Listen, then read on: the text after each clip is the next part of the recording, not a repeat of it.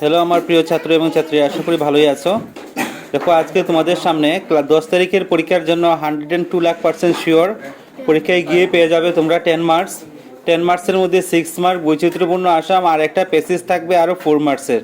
Total হলো 6 মার্কের, মানে 10 মার্কসের টোটাল। ঠিক আছে, 6 মার্কের আমি কমন 100% কমন দিচ্ছি।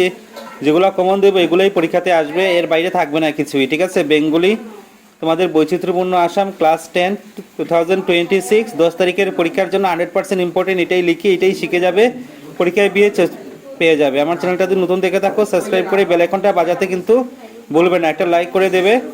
আর যেই ভিডিও যেই সাবজেক্টের যেই প্রশ্ন দরকার হয় আমাকে কমেন্ট করে বলবে, আমি তোমার জন্য ভিডিও বানিয়ে দিয়ে দেবো। কারণ পরীক্ষার আর 1-2 দিন বাকি আছে, তোমরা বেশি ভালোভাবে পড়ো, কারণ লেটার মার্ক পেতেই লাগবে বেঙ্গলের মধ্যে। চলো শুরু করা যাক আজকের ভেরি ইম্পর্টেন্ট ভিডিও। প্রথম প্রশ্ন, তোমার পাঠ্য বইয়ের অন্তর্গত যে কোনো 2টি জনগোষ্ঠীর সংক্ষিপ্ত পরিচয় দাও। পরীক্ষায় গিয়ে পেয়ে যাবে, খালি আনসার লিখে নেবে। ঠিক আছে, ক নম্বরের প্রশ্ন থাকবে। প্রথম আমরা কি লিখছি? আহোমগণ। আহোমগণ কারা ছিল? আহোমরা ছিল প্রকৃতপক্ষে টাই জাতির মানুষ।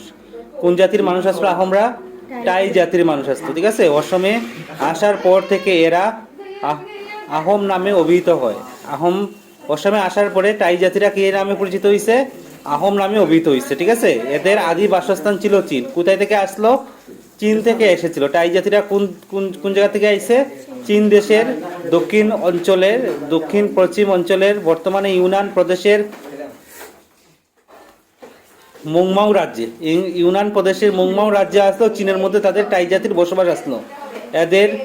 এদের পূর্বপুরুষেরা 1300 শতকের চুফাকা রাজার নেতৃত্বে পাটকাই পর্বতের অতিক্রম করে পূর্ব অসম বা প্রাচীন সুমার এ রাজ্য স্থাপন করে। প্রাচীন কোথায় রাজ্য স্থাপন করছে?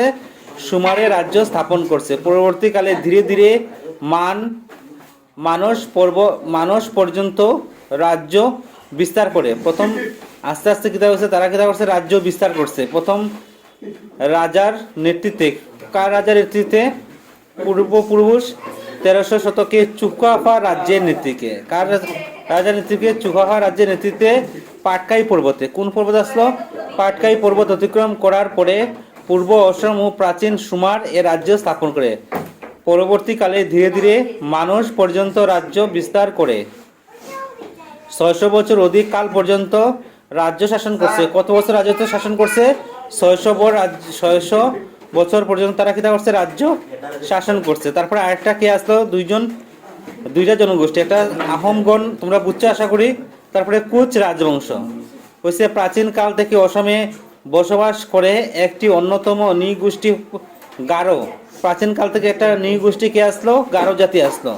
এদের কিছু অংশ নিজেদের বৃহত্তর মঙ্গোলিয়া শাখার লোক বলে দাবি করে। মঙ্গোলিয়া শাখার লোক বলে দাবি করছে।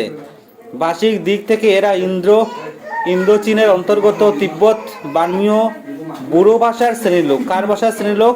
বোরো ভাষার শ্রেণীর লোক আসলো। বর্তমান সময়ে এই জনগোষ্ঠীর লোকেরা পশ্চিম বঙ্গ থেকে শুরু করে উত্তর পূর্বাঞ্চলের প্রতিটি রাজ্যে ছড়িয়ে পড়েছে। উত্তর পূর্বাঞ্চলের প্রতিটি রাজ্যে কিন্তু আছে, ছড়িয়ে পড়েছে। এমনকি বাংলাদেশের বেশ কয়েকটি জায়গায় ও এরা বসবাস করেছে। বাংলাদেশের বেশ কয়েকটি জায়গায় এখনো বসবাস করছে। বাসস্থান এবং ভাষার দিক থেকে গারো, আমবেং, মাতোসি, মাতাবেং, গানসি, দুয়াল, রুগা এবং মেঘমা উপগোষ্ঠীতে বিভক্ত হয়। বিভিন্ন উপগোষ্ঠীতে বিভক্ত হয়েছে। নাম হলো মাতোসি, মেংবা, গানসি, দুয়াল, রুগা এবং মেঘমা উপজাতি গোষ্ঠীতে কিতা হয়েছে? গারোরা কিতা করছে? ভাগ হয়েছে। 2 নম্বর প্রশ্ন, তোমাদের দ্রুত পাঠে সন্নিবিষ্ট 2টি জনগোষ্ঠীর যে কোনো 2জন স্বনামধন্য ব্যক্তি সম্পর্কে টিকা লিখো। 2জন ব্যক্তি সম্পর্কে টিকা, যে কোনো 2জন ব্যক্তি সম্পর্কে টিকা তোমরা আইতে পারে পরীক্ষাতে, আইবই পরীক্ষাতে। প্রথম আমরা পদ্মনাথ বরগুহাই বড়ুয়া। পদ্মনাথ বরগুহাই বড়ুয়া অসমে একজন স্বনামধন্য সাহিত্যিক পদ্মনাথ বরগুহাই বড়ুয়া। একজন সাহিত্যিকে আসলো পদ্মনাথ বরগুহাই বড়ুয়া। তার জন্ম 1871 সালে 24 অক্টোবর উত্তর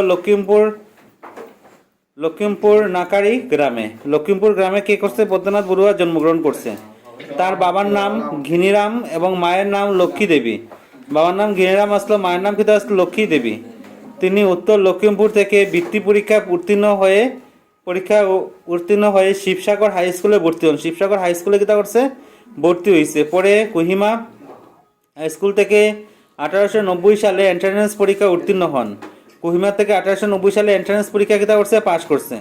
উচ্চশিক্ষার জন্য তিনি কলকাতা গমন করেন। উচ্চশিক্ষা লেগে গমন করছে, কলকাতা গেছে। সেখানে তিনি FAI পড়েন, ঠিক আছে। তারপরে দেখো স্যামসং ইংতি। স্যামসং ইংতি হচ্ছেন কার্বি আলঙ্গের স্বপ্ন দ্রষ্টা ও রূপকার। কার্বি আলঙ্গের রূপকার কে আসলো? স্যামসং ইংতি। তিনি 1910 সালে 8 ফেব্রুয়ারি পশ্চিম কার্বি আলঙ্গের টিকা পাহাড়ে জন্মগ্রহণ করছেন। কার্বি আলঙ্গের টিকা পাহাড়ে জন্মগ্রহণ কে করছে? স্যামসং ইংতি। তার পিতার নাম আসলো থ্যাংকুর সিং ইংতি ও মাতার নাম আসলো রুথ মাধবী।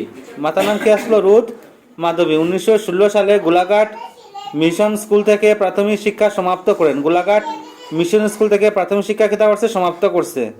1928 সালে গোলাঘাট বেজবুড়ুয়া হাই স্কুল থেকে প্রথম বিভাগে মেট্রিক পাস করছেন। বেজবুড়ুয়া হাই স্কুল থেকে প্রথম বিভাগে কিতা করছে? মেট্রিক পাস করছে। এরপর উচ্চশিক্ষার জন্য গুয়াহাটি কটন কলেজে অধ্যয়ন করেন। উচ্চশিক্ষার জন্য গুয়াহাটি কটন কলেজে কিতা করছে? পরীক্ষা পড়তে আসলো। যদিও 1933 সালে সিলেট মুরারিচন্দ্র কলেজ থেকে খ্যাতির সঙ্গে চূড়ান্ত পরীক্ষা উত্তীর্ণ হন। খুব ভালো চূড়ান্ত বিষয় পরীক্ষা কিতা করছে? উত্তীর্ণ হয়েছে। কার্বি জাতির প্রথম স্নাতক রূপে যথেষ্ট প্রশংসা অর্জন করছে। কার্বি আলঙ্গে যথেষ্ট স্নাতক রূপে, যথেষ্ট স্নাতক মানে কিতা? ডিগ্রি পাস, প্রথম ডিগ্রি পাস করছে স্যামসং ইন্তি কার্বির জনগোষ্ঠীর থেকে। এইগুলো দুইজন স্বনামধন্য ব্যক্তি।